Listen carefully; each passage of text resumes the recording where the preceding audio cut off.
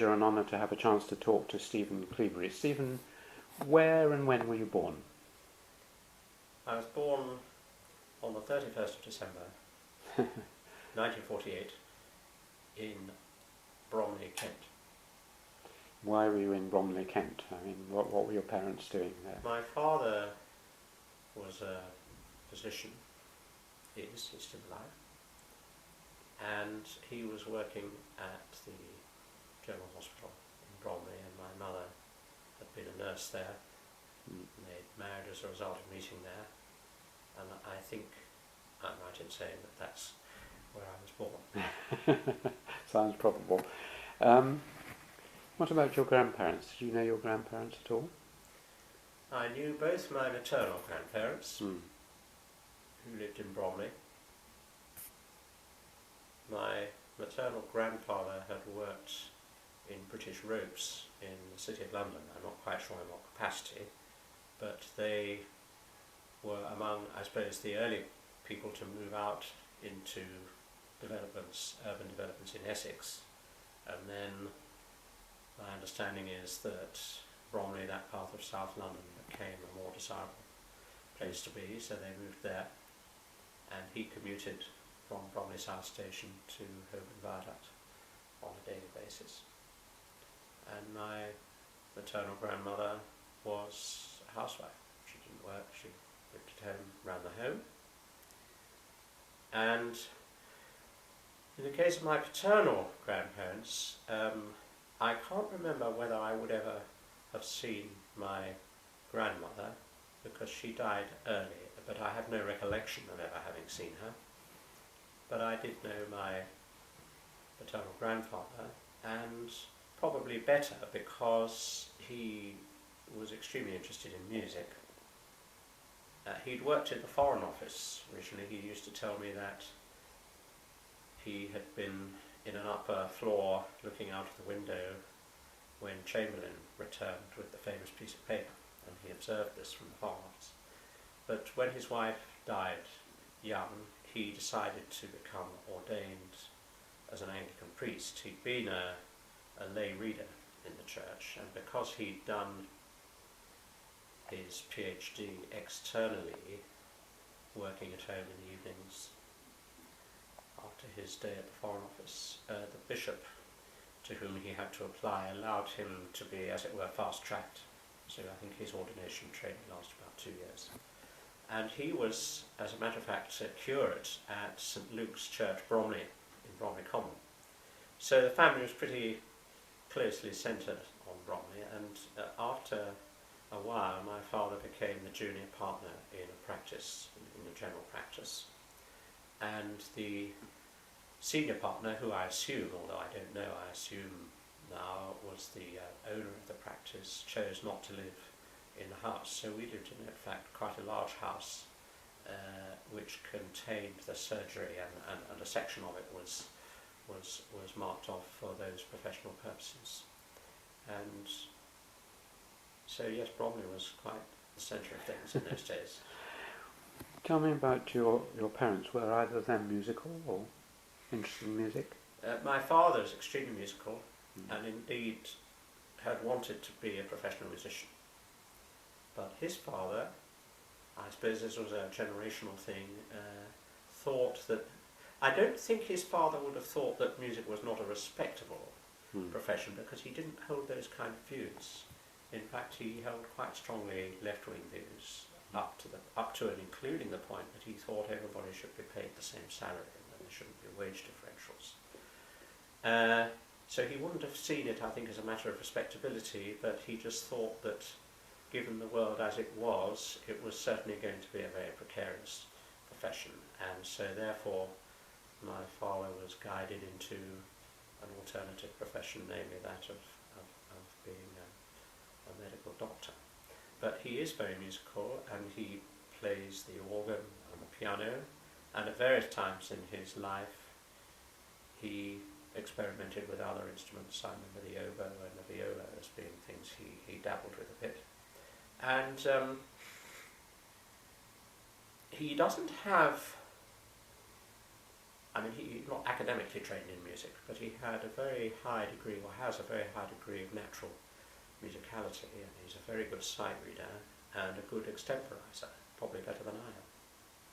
My mother, not really trained in music, but enjoyed singing and was an amateur choral singer, played the piano a little bit, and later on in her life, for many years was secretary of the Kent County Music Festival and did a lot of work in the competitive festival and encouraging youngsters to be involved in music. What was their characters, their personalities, and how that shaped you? My mother is a great talker. And my father, by contrast, is rather quiet and understated and tends to listen while my mother is talking, but occasionally will come in with a pertinent and often rather humorous comment. But to me, they've been an example of what seems to me to be a nearly perfect marriage and relationship, deep love and respect for one another, which has been a great inspiration, I think. Do you have brothers and sisters? I do. I have a younger brother, he's 18 months younger than I am, and he's a professional musician. Nicholas, Nicholas, yes. Yeah. And our sister Julia is about, let me see, she'd be about 3 or 4 years younger than Nicholas. And she's also a musician and a peripatetic teacher. In Cambridge or around here? No, this of course goes ahead a little bit in the chronological scheme of things, but my father, I've no doubt we'll come and talk about this, my father moved us all to Birmingham at a certain stage, and then he moved back down south to Canterbury, and in fact my brother and sister both moved there as well at various points, so there was quite a long period where I was the only member of the family resident other than in the environs of Canterbury. And my brother's now moved away, and Julia, my sister, continues to live there. Tell me about your first school, if you remember it. Your pre-preparatory school? Yes, I think that it might have been called Kerrywood. But I have no distinct memory of that. The earliest memories I have is going to a rather smart prep school called Bickley Park, which had a purple uniform. Purple? Yes. And where was that? Well, Bickley is a sort of next door place to Bromley. And it's a sort of smart end of Bromley. And memories of that, not very clear. One memory I do have is of playing rounders and being hit on the face with a bat or whatever you use in rounders, and I've still got a slight scar here where that happened, and I think that experience probably led to my distaste for playing games at later times in my life. Which continued. You've never been a games I'm not person. physically very courageous, and I think I had bad experiences of being made to play games at school. Do you remember at Bickley Park whether music began to play any part in your life? I don't think actually at the school, but I was sent at that time to a lady called Hilary Urquhart to have piano lessons.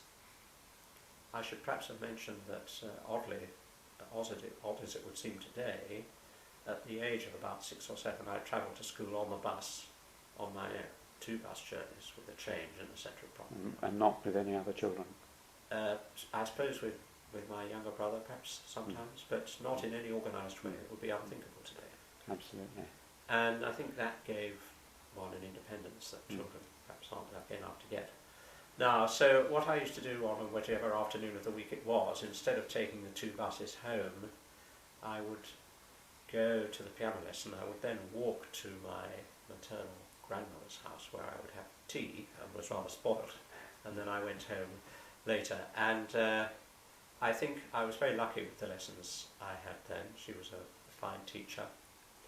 And I had an aunt on my father's side called Edith Lucas, who was also a piano teacher. She worked near Tunbridge.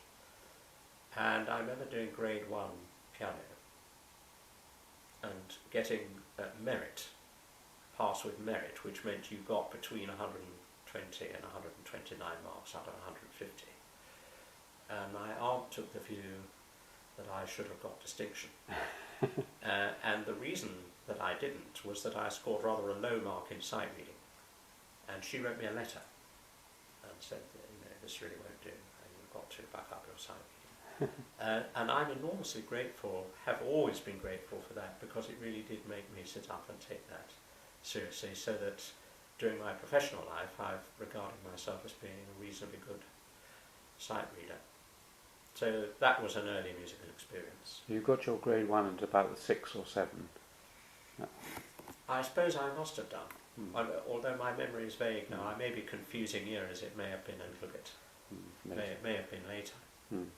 But I suppose the other musical experiences were at church, because naturally we attended St Luke's Church in Bromley Common. It was just down the road from where we lived, and my grandfather was curate there, and my father quite often used to play the organ. For example, he played the organ on Good Friday every year for the annual performance of Stainer's Crucifixion. He was good enough to do that. And we sang, I suppose, in the Sunday school, and that sort of thing. And were you beginning to enjoy it? Some people found early church going pretty boring, but you were already beginning to enjoy music, at least. Yes, I think probably I didn't go through that phase because I think music sort of took me through that. In fact, I've become more interested in the liturgical side of services later. So I think it was probably the music that took me through at that time. So, discarding your purple uniform, where did you go next? Well, the reason that we left Bickley Park was that my father took a change in the direction of his career. I believe that my brother and I had been put down to go to Tunbridge School, but we never went there because he decided that he wanted to leave general practice and become a psychiatrist. And when I look back on this, I think it must have been a very courageous decision, because he had 3 children under the age of 10 and obviously took a salary cut, and we were quite impoverished when we first moved to Birmingham. In fact, to begin with, we didn't have our own house. We lived in accommodation, in medical accommodation within the mental hospital at Rubery in southwest Birmingham, where he had his first post. Then we did eventually move into a house, and we were sent, my brother and I were sent to a school in Selly Oak for a term or 2. And this is an interesting part of the family history, because I think it was certainly the moment that changed the plans that my parents might have had in such a way as led to my doing what I'm now doing. Because a colleague of my father's, she was a spinster, I think she was a senior house officer, something like that, called Albra Roberts, who also resided in the hospital, rather took us under her wing, I imagine. I didn't realise at the time, but I imagine she was perhaps quite a lonely soul, and she befriended us and mothered us in a way, took us out for outings in the school holidays, that sort of thing. Anyway, she said to my parents, "Had you ever thought of a choir school education for your boys? Because there's Worcester just down the road, 25 miles, and you could get them a scholarship, and they could get a musical and otherwise good education there." And so Nicholas and I were taken, I remember, to Worcester. It must have been about,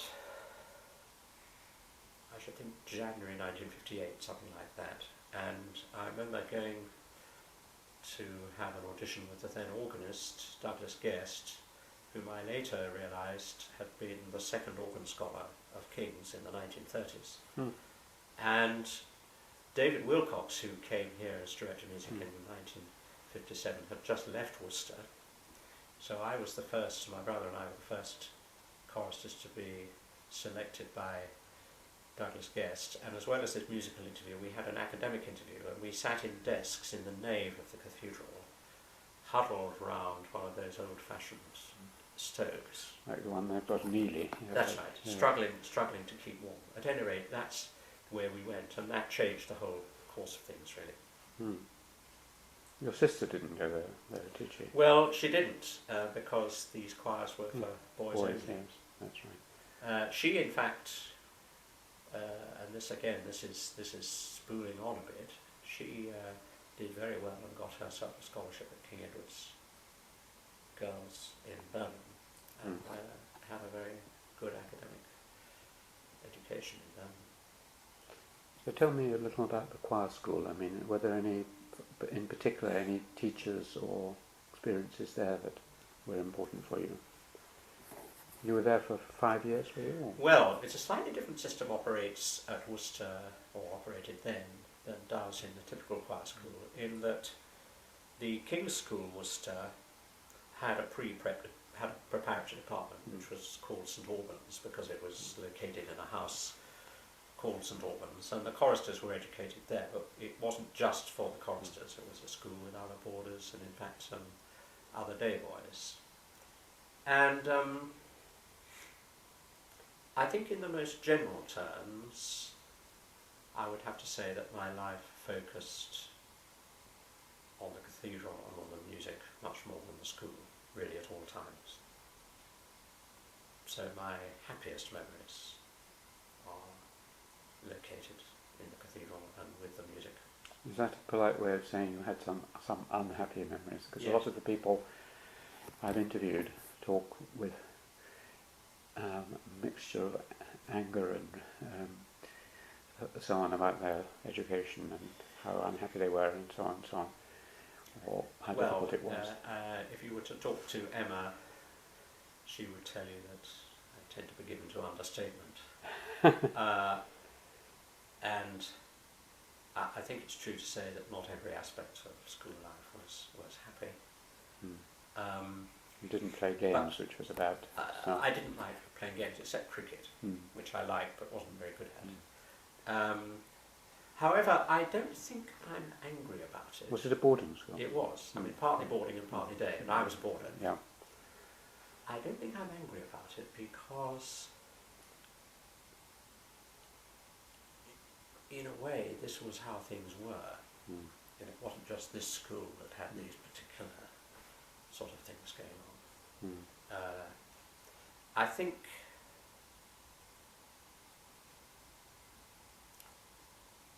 even then, there was, looking back on it, I think there was incidentally, I mean, I think the children can be as nasty as the teachers. And I think that I was pilloried to some extent by my peers because they didn't share or understand my obsession with classical music. I think that was sort of fundamentally the problem. And there was, I mean, part of the thing in schools of that kind, well, and elsewhere, I suppose, in English society, there was a kind of anti-culturalism as well as anti-intellectualism, which we know about. And people, I think, just felt awkward about it because they didn't understand it. And this came out in, sort of manifested in various ways, sometimes quite hostile. And I think what that did for me was to make me very resilient and tough in terms of things that I've had to deal with in my adult life, which have been when I've had difficult things or situations to deal with. I think I've drawn the strength that I have from those early experiences. So to some extent, though they were unpleasant and unhappy things, they were, to use that old-fashioned term, character building. That was the scheme to which I was subjected to. When you mentioned that some of your peers didn't really understand your interest and perhaps love of classical music. It sounds as if you had that love early on. Yes. How old were you when you began to Oh, really quite young, because I mean the music that we would have heard at home was all from that. Because I remember more as the moment, you know, when I was about 14 or 15, when someone played me Dvorak, and I realised that this was a new world. But you were 6 or 7, perhaps, or younger, when you started to. Yes, I think one didn't sort of quite think of it like that at that age. I mean, one thing I could pinpoint was, I think, when I was about 12, singing in the Three Choirs Festival at Worcester in a performance of Verdi's Te Deum. And there's a wonderful melody, or a number of wonderful melodies in that, but one which particularly seemed to stir me. And at that point, I remember thinking, I think I'd like to spend my life with music. Of course, not having any idea what the implications were of becoming a professional musician. But I think even before that, I was responding emotionally as well as intellectually to music. I mean, often things now that I would find quite surprising, like hymn tunes and that sort of thing. And I think one does respond in different ways to different things at different stages in life. I mean, you have an obsession with a particular composer or a particular piece, and then 30 years later you look back on it and you wonder why you did. So you come on to other things. And then you come back to things as well. What age did the school go up to? Was it a... Well, I should have completed what I said earlier. We didn't have to do an exam to go on to another school. We simply went through from St Albans, the prep school, into the main school, the King's School Worcester. We did have to take the 11 plus, but I mean it was pretty much a formality that one went through. I mean, when I look at our choristers at King's today, and I see all the pressures which surround them at age 13 having to do the common entrance to get a music scholarship, and the pressures that are put upon them, not least by their parents in some cases, I feel rather sorry for them, although they're getting actually a better all-round musical education than I had. So this school took you right through to 17, 18? Yes. And during the whole course of that, were there any music or other teachers who you remember as inspiring you in any way? Or yes, not? I do. The system was that it was an advantage to the choir, because here at King's, when a boy is 13 and a half, regardless or not of whether his voice has changed, he has to leave and go on somewhere else. Whereas with the arrangement we had at Worcester, I was able to stay on in the choir until I was around 14 and a half. And let me see, to answer your question,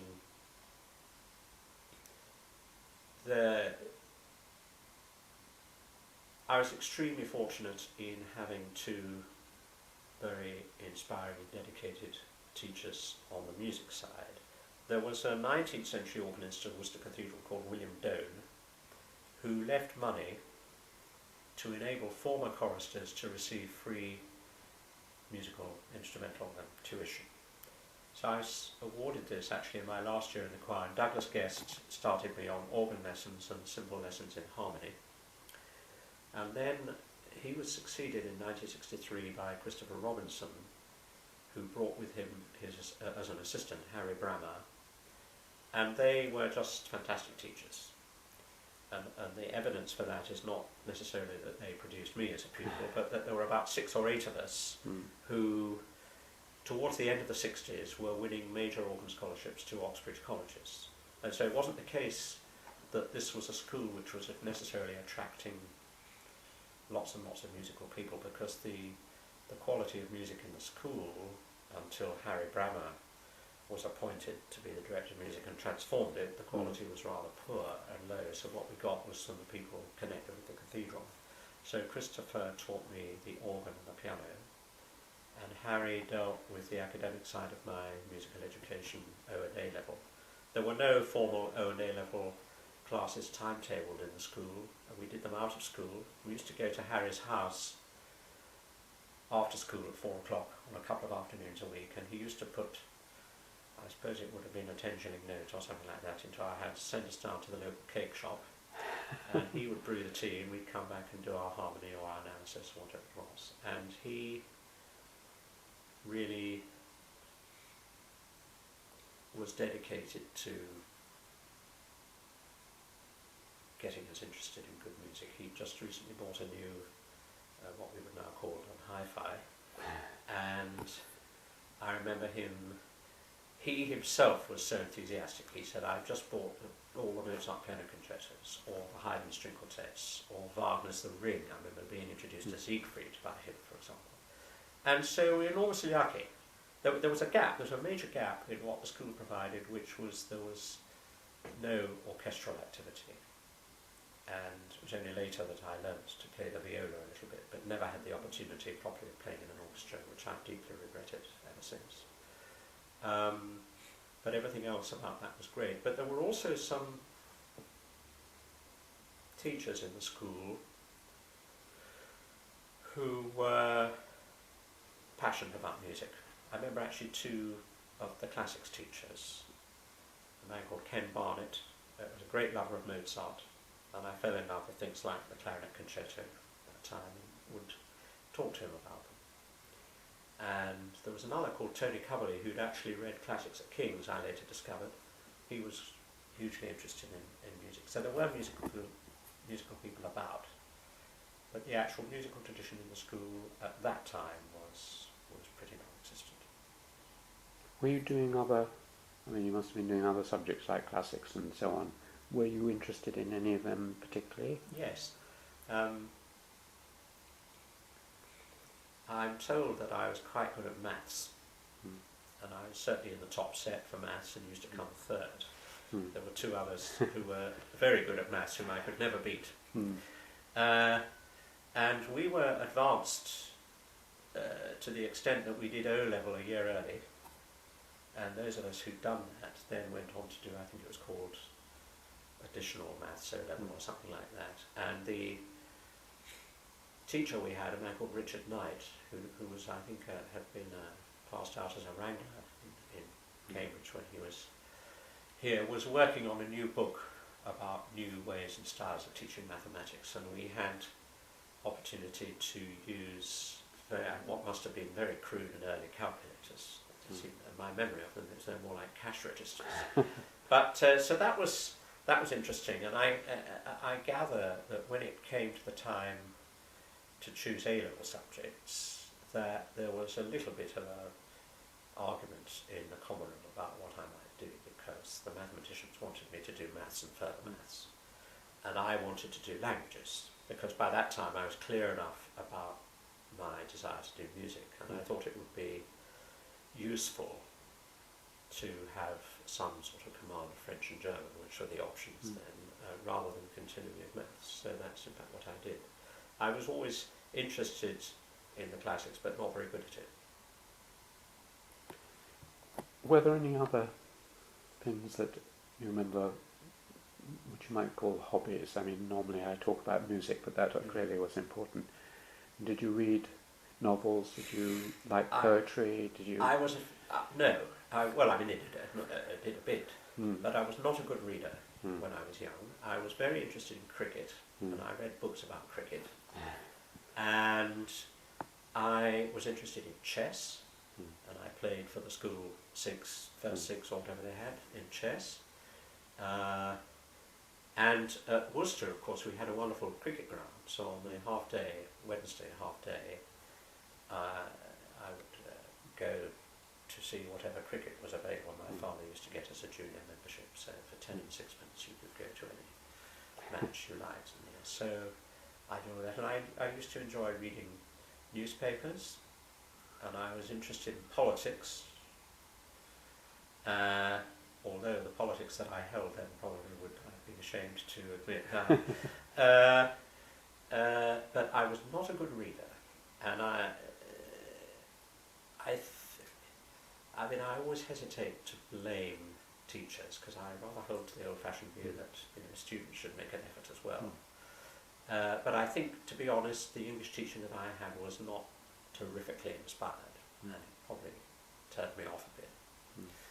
I mean, spooling on, now I hugely regret that, and I take whatever opportunity I can, which isn't very much, to try and repair the omissions, because I absolutely love it now to be able to read novels and poetry, and I sort of found myself wishing I wasn't so busy and I had more time. But then I didn't, that was a misspent youth in that respect. But of course music was also in a sense a hobby, because I enjoyed listening to all kinds of music as well as the music that I was doing. You mentioned politics then, a kind which you might not appreciate looking back on. Yeah.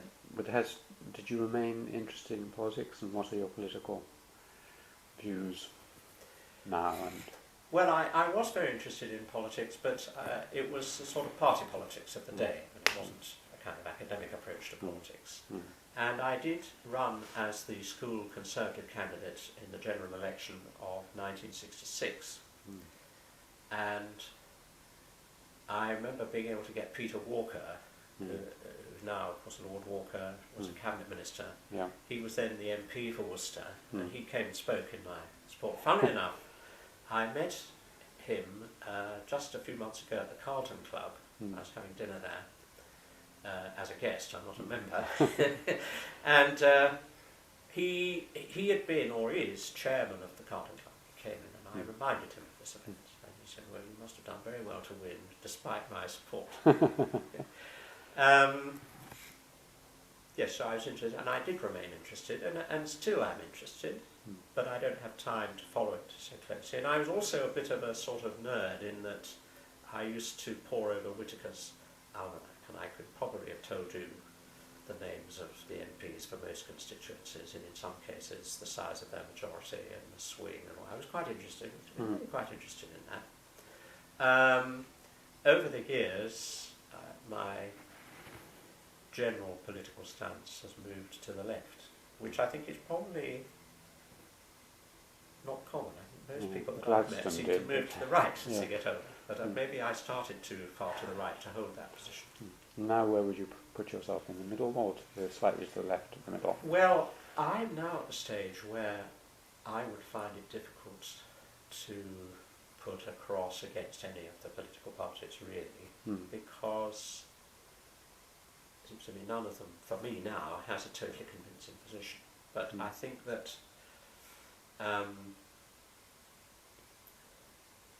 well, a great hero of my earlier life was Ted Heath, and I did get to know him later on because of his musical interests. I got to know him a little bit, not a lot, but a little bit. Met him on a few occasions. And I was very, I suppose the strongest commitment I've ever had in intellectual terms to a political position would be the so-called One Nation Toryism, where you accepted that to have a successful and buoyant economy you needed to have free enterprise, but you also had to make sure that society felt and carried out a responsibility to look after people who couldn't float in that. So I suppose, and to some extent I think that is probably my basic outlook. And I'm just not sure that there's anybody at the moment that kind of reflects that position. I think today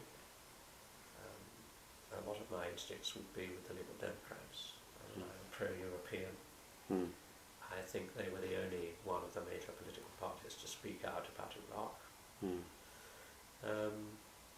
On the other hand, I'm quite a libertarian in that I believe in my right to send my child to an independent school if I want to, because if somebody might want to buy a Jaguar or go have a house in France or buy expensive holidays. So I think with such money as I can earn, I believe I should be free to dispose of it as I wish.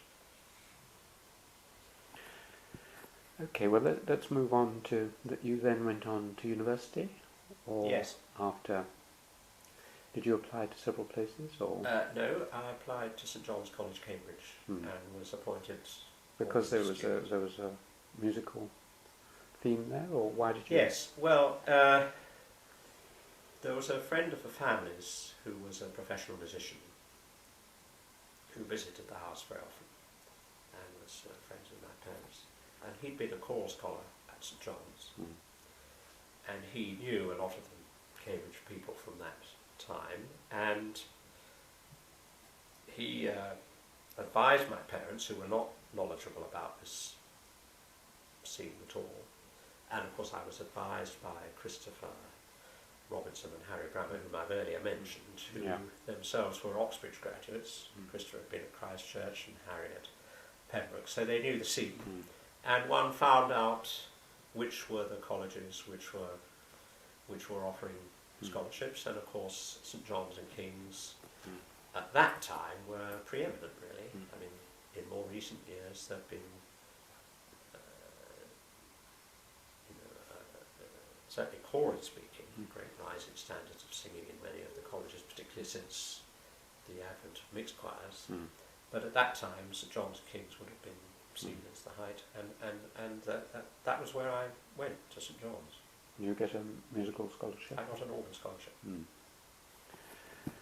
Was your undergraduate time happy? Yes. I think that as you go through, or my experience was as you go through life, there are periods when you sort of feel liberated from what you've been doing. And I remember the first of those was when I went into the sixth form, because to some extent it was easier then to follow one's own enthusiasms and what one wanted to do, and I became less concerned about what other people thought. And then coming to Cambridge was another liberating, and I felt enormously liberated, because I felt for the first time that I was allowed to indulge myself in music in a way which would be respected even by people who weren't themselves musicians. I felt it was sort of legitimate. Did you come up to read music? Or? Yes. Yeah. And were there any teachers at that stage or lecturers or anyone else who you particularly remember and influenced you? Well, of course, I worked very closely with the late George Guest, who was Director of Music at St John's, and who was a legendary figure in his lifetime, it's true to say. I mean, St John's was his life's work. He'd never really done anything else. He came himself to St John's as organ scholar. He went into research. He was doing research, I think, into Fairfax or composer that era, and within a year or so of his having started that, Robin Orr, who was then organist at St John's, was appointed to the chair in Glasgow, and the college invited George to become organist there and then. And in those days you didn't have to advertise things or anything like that, and so he was just a natural person, and he was a great inspiration. I mean, from a technical point of view, there were criticisms I can now see that one could have made, but music came out of every pore, and he was possessed of enormous natural musicianship. He could sit down on the piano and improvise and play jazz, side beat things, and everything he did he made extremely musical and expressive, and this is how he dealt with the choir. So that was a great influence, and he was quite a tough taskmaster, and he, like Christopher, taught me lots of things that I now use on a daily basis to my great benefit. And I came across David Wilcox also, who was partly disposed to be interested in me because of the Worcester connection. And was David at King's by then, or not? Yes, he was, yes. Yeah. This was 1967, so David would have been here 10 years as director of music. And he very kindly said, well, if you ever want to come up into the organ loft at King's, do feel very free to do so. And because evensong here at King's on a Sunday is at 3:30 and at John's at 6:30, this meant that I could come on a Sunday afternoon, which I did quite often. And I played for him as the rehearsal accompanist for the COMS chorus every Friday night. And he could be quite terrifying. I mean, I remember the first rehearsal I played for, was of the B minor Mass, the Bach B minor Mass. And he said, right, we're going to start with the Gloria. And the Gloria begins with a long instrumental ritornello. And I had to play this on the piano. He didn't introduce me or anything, he just made me play this. And got to the end, the first chorus entry, he said, thank you very much, I'm now going to introduce our new accompanist, Stephen Cleobury. But I wanted you all to hear that he could play well before I did so. And yes, he was a tough taskmaster as well, but one needs that.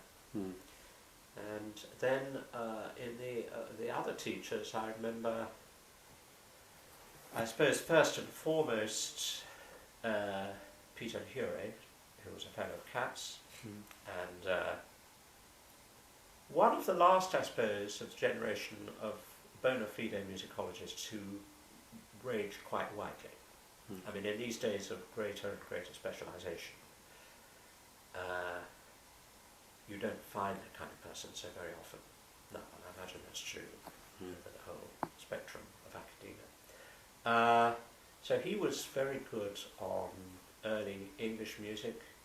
He taught me for notation, and he gave me, I think, great insights into intellectual perception and appreciation of music. And I really valued the academic, doing music academically as well, because not that I've become an academic in music, but I think that what I learnt at that time, and through doing the Busby and paleography and musical criticism and that kind of thing, has, I like to think, has informed my approach to performing music, which is what I basically do. So you read music for 3 years, or did they? 3 years, and then I did a 4th year at Busby. Ah, right. What, by this time, I mean, as you say, one's love of different composers and types of music change over time, but do you remember what it was that really you loved most when you were an undergraduate? Music? Was it orchestral? Was it Mozart? Was it? Well, I had a number of quite significant musical epiphanies, I suppose you could say. Yes, good. Tell us about them. At that time. I remember, for example, here George Guest was very interested in music of the Roman Church and had visited Spain and was a great devotee of George Malcolm, who'd done enormous work in bringing Gregorian chant and Renaissance polyphony into the repertoire at Westminster Cathedral. George was a great devotee of all that and copied a lot of that. So the St John's Choir at that time was probably the only Anglican choir singing any significant amount of Gregorian chant. And I remember finding that inexpressibly beautiful when I first heard it. And he did it with probably what nowadays would be thought of a deeply inauthentic way, but it was a very beautiful musical experience. And that was one thing. I remember going to have tea with, because in those days there was time to go and have tea with people. I went to have tea with a friend of mine who was Organ Scholar at Jesus College, called Terry Albright, who had just bought a recording of Messiaen's Turangalila Symphony. And he said, hey, listen to this. And we listened to the movement called Joy of the Star's Blood, and one or two of the sort of love song movements. And I got tremendously excited by that and went off and learnt a lot of organ music by Messiaen, which resulted, for example, in my doing my first, I've done it 3 or 4 times since, but a complete performance of Messiaen's La Nativité du Seigneur, which plays for about an hour. And so that was another enthusiasm. I got very enthusiastic about opera. In those days, the Guildhall Opera used to have a little run at the Arts Theatre, and I can remember particularly Verdi's Falstaff. And I did get involved in the QOS myself and conducted 1 or 2 productions. We had also visiting orchestras. I remember going to hear Berlioz's Symphonie Fantastique in the cinema up opposite Emmanuel College, conducted by Norman Delmar. So there were lots of experiences to add to what I'd had at Worcester, which was mostly liturgical and the major choral works. I mean, I'd experienced things like the Dream of Gerontius and Mendelssohn's Elijah, all those sort of things. But this widened it out. Did you already sense that Cambridge was a place filled with music, that there was a lot of opportunity for different kinds of musical experience? I didn't really know that before I came here, but I pretty soon realised that it was, and it is. And still. It remains so. Yes, I mean, arguably too much going on. Why too much? How can you have too much? Well, in the sense that there seems to me to be a superfluity of student musical activity which doesn't always yield performances of the highest quality. And I would prefer, but then it's a free market, if you like, so yes. They can order what they like, and that's great because the cream eventually rises to the top. But in some ways I prefer to see fewer performances of higher quality. But the experience of doing it for them is quite invaluable. And it's a complete difference. I mean, in recent years I've done some workshop masterclass type things on conducting, for example in America, where they have a much more organised pedagogical system of instructing students in conducting. But in fact, you can devise all sorts of courses and you can get people up to a certain level, but unless there's a natural talent and musicality there as well, they're not going to make it to the topmost rung. Whereas here we're much more dilettante about it, and the great thing about Cambridge is that people, as you say, had these opportunities and the cream rose to the top. I mean, people just around my time, like Richard Hickox, or people a bit older than I am, Andrew Davis, Mark Elder, David Atherton, all these people cut their teeth in the undergraduate musical world in Cambridge. So it's, and it remains so to this day, I should say. You mentioned those well-known names. Are there, if you have to think of really first-rate musicians you've known coming up through Cambridge, are there any others apart from the ones you mentioned? Well, there probably are, but it's... Well, I think that at any one time there's usually a few. I mean, here in King's, I suppose among the most recent examples is Thomas Addis, composer, and more closely connected with me are some of our organ scholars who've gone on to have very successful careers. So there are always people around. That's part of why it's such a stimulating place to be in. But could you stay here? That's the question. What happened at the end of your 4 years? I was appointed to, I did 2 or 3 different jobs in Northampton. The principal reason for going there was to be organist of the Church of St Mathias, which is on the east side of Northampton. It was one of these churches that was built at the end of the 19th century when the church was expanding, the population was expanding in the suburbs of the town, and it was a very lavishly built church with a 4-manual organ, made possible to some extent by money put up by the local brewery, the name of which I currently forget. It was subsequently taken over by Watley Man. I remember that because my assistant organist was the company secretary at Watley Man and provided us liberally with appropriate refreshments at the annual choir party. So I did that, and that was a men and boys choir, voluntary choir, completely different from anything else I'd experienced before. Local children, some of whom came from quite poor families, whom I had to recruit. There was no choir school, anything like that. So whether they came or not depended upon whether they liked it when they came, and recruiting men as well. And the church was musically, or is musically, quite distinguished because one of the early incumbents had been a man called Walter Hussey, who later became Dean of Chichester, and he was a great patron of the arts. He was a very wealthy man in his own right, and he had the ability to spot talented people in the arts at a young age. So he had commissioned Benjamin Britten, he had commissioned Graham Sutherland and Henry Moore, who were all at early stages in their career when it was reasonably affordable. And there was a wonderful Graham Sutherland crucifixion behind the altar, which I think must have been some sort of a model for what he eventually did for the restored Coventry Cathedral. there was a Henry Moore Madonna and Child, and Britain's Cantata Rejoice in the Land, which is very often performed today. We often perform here. So the church had a musical tradition, but our forebears had failed to endow it. So, like many churches, they were stuck with a very large building and they couldn't afford to heat it properly, or all that sort of thing. But I mean, that paid very little money. So I was also appointed, and it's amazing to think of this now, because I had no teacher training experience and no previous teaching experience. I was appointed director of music at Northampton Grammar School, and that was very hard work, because I mean, it wasn't a natural. I mean, I didn't really know what I was doing, I suppose.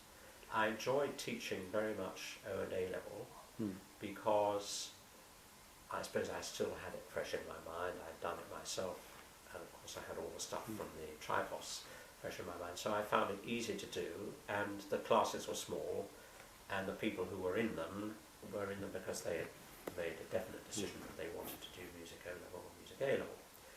Whereas I found the so-called class music teaching really a challenge, because although I myself am deeply motivated by and committed to music, I didn't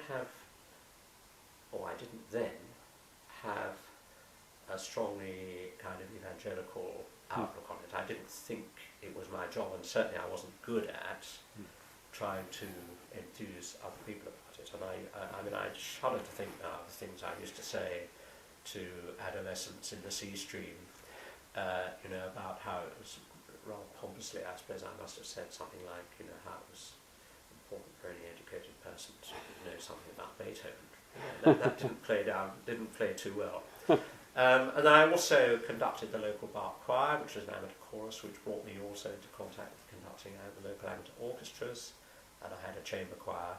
And I think, apart from the last 10 or 15 years that I've had here at King's, when I've also been working with the BBC Singers to some extent, I don't think I've ever been busier in my whole life in terms of the number of hours a week I was working.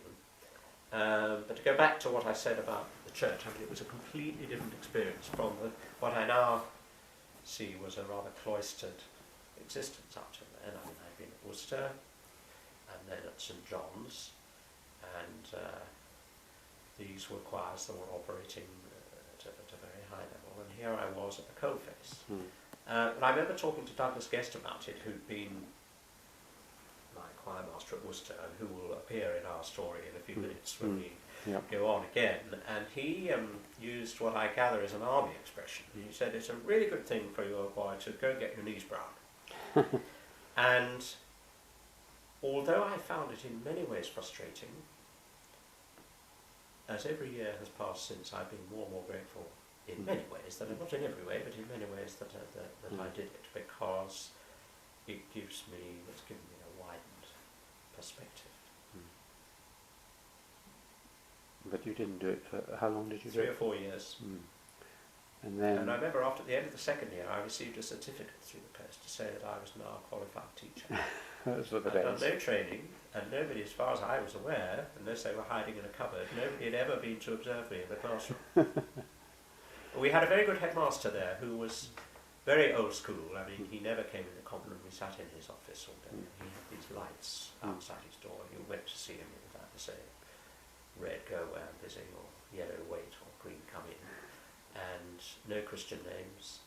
But he got all the new teachers together the first day I was there and said, no, I'm old-fashioned enough to believe that some school children behave badly. So if you have trouble, I will always support you. He said, I might tell you that you should have handled it differently or do it like that next time, but I'll always support you. And that was great. So that sort of helped to get me through, really. Where did you go after? I went to Westminster Abbey. Oh, right. Now this might sound a bit, well, I mean, these days it might sound a bit odd, but Douglas Guest, who'd been my choir master at Worcester, was the organist at Westminster Abbey then, and he obviously wanted me to come to be the sub-organist. And I mean, I went through a proper application and interview process, but clearly his influence was strong, and I was the sub-organist there for another 3 or 4 years. Well, how was that? Well, it was a bit of a curate's egg, because obviously the Abbey side of it was very challenging and very stimulating. I came back, of course, into the world of high quality choral singing and had my first experience of dealing with professional singers. And so I had to find out how to work at that level and how to gain their respect. And I do remember the first week I was there, I'd been given responsibility for being in charge of all the services which involved just the lay clerks, as they were called, the lay vicars, the professional singers. So when the boys were on holiday, I had to do all these services. And things had obviously got a bit slack. And I found that when I arrived at the beginning of the rehearsal, people weren't necessarily ready to start, and so on and so forth. So I waited until the first Sunday when they were all there. And I said, I just want to let you know that I'm going to be approaching this thing rigorously, and when it's the time for rehearsal, I expect you to be there, and we're going to do the job properly. And looking back on it, I mean, that was an extraordinarily courageous thing to do. And one of the senior lay vicars came to me afterwards and said, we recognise that took great courage, and we admire you for that, and we're going to do our stuff. So that was another sort of very important bit of my learning experience. And we had these great state occasions. The first service I played for in the Abbey, I think, was the memorial service for the Duke of Gloucester. And we would have regularly services at which the Queen or members of the royal family would be there, or the services, or the sort of political elite, and so on and so forth. So there were interesting occasions, although in some ways they had their amusing side, because it could be frightfully pompous. And there were good people there who were friendly, but the actual nature of the job was, I would go as far as to say, unsatisfactory, because you had to be there when it suited them to want you to be there, like when the boys were on holiday, or if the organist was ill. But in fact, it was, other than that, it was a part-time job, so I really had to do other freelance things to earn a living. And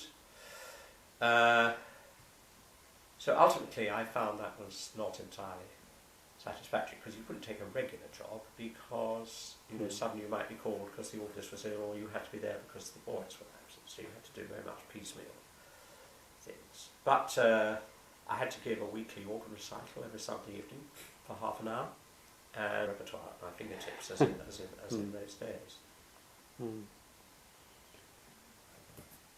And after that?